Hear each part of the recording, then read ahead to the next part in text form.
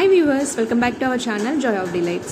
ఈరోజు రెసిపీ వచ్చి వంకాయ పచ్చి రొయ్యల కర్రీ. ఫ్లేవర్ చాలా బాగుంటుంది. అలానే మీలో ఎంతమంది ఇలా సీ ఫుడ్లో వెజిటబుల్స్ వేసి వండుతారో కమెంట్ చేయండి. నేను ఇక్కడ ముందుగా శుభ్రం చేసుకున్న రొయ్యల్లో తగినంత పసుపు, ఉప్పు వేసి మ్యారినేట్ చేసుకుని పక్కన పెట్టుకున్నాను. అలానే ఒక జార్లో 2 ఇంచుల వరకు అల్లము, 6-7 వెల్లుల్లి రెబ్బలు, 3 యాలకులు, అలానే 3 లవంగాలు, 2 ఇంచుల వరకు దాల్చిన చెక్క, 1 టేబుల్ స్పూన్ ధనియాలు, 1 టేబుల్ స్పూన్ గసగసాలు వేసి ముందు కోర్స్గా బ్లెండ్ చేసుకోండి. ఆ తర్వాత అందులోనే 1 టమాటా కూడా వేసి మెత్తగా బ్లెండ్ చేసుకుని పక్కన పెట్టుకోండి. ఇప్పుడు ఒక వెడల్పాటి కడాయి తీసుకుని 2 టేబుల్ స్పూన్ వరకు ఆయిల్ యాడ్ చేసి ఒక పెద్ద ఉల్లిపాయ తరుగు కూడా యాడ్ చేయండి. ఉల్లిపాయలు కొంచెం రంగు మారేంత వరకు వేయిస్తే చాలు, గోల్డెన్ బ్రౌన్ రానక్కర్లేదు. ఇప్పుడు అందులోనే పచ్చిమిరపకాయ ముక్కలు, కొంచెం కరివేపాకు రెబ్బల్ని కూడా వేయండి. కరివేపాకు రెబ్బలు మంచి ఫ్లేవర్ని ఇస్తాయి.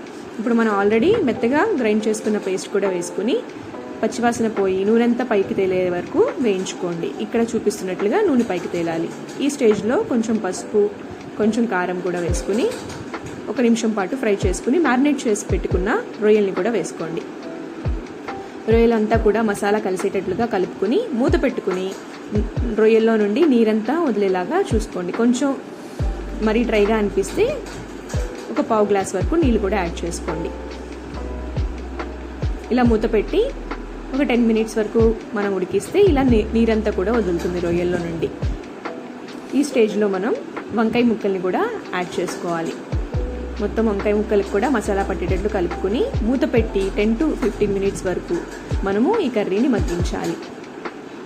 అంతే, మన వంకాయ పచ్చి రొయ్యల కూర చాలా ఫ్లేవర్ఫుల్గా రెడీ అయిపోతుంది.